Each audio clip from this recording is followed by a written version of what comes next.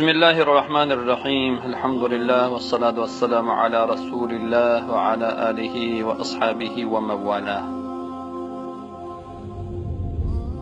میگوید خودت را عوض کن، قسمت خود به خود عوض می شود.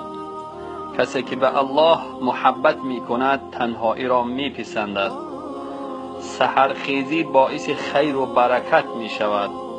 انسان از عقل شناخته می شود، نه از چهره. حتی اگر با دشمن وعده کردی بازم به وعده وفا کن. زندگی ساده از نشانه های ایمان است. خانه ای که از تلاوت کتاب الله خالی باشد ویران است.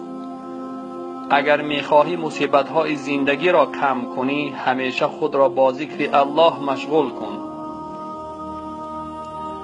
علم با عمل دل را زنده می کند، مانند باران که زمین خشک را زنده می کند.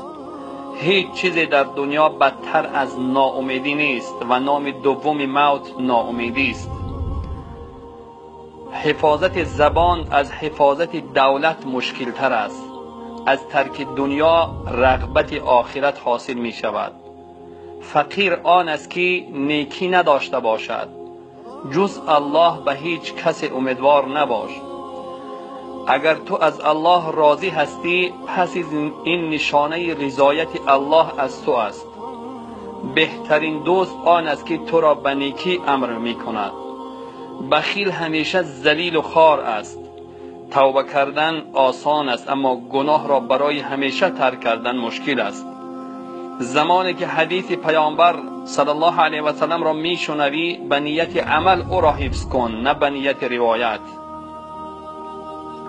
هرگاه انسان از الله دور شود آرامش از او دور می شود و به جای آرامش خوف و هراس می آید.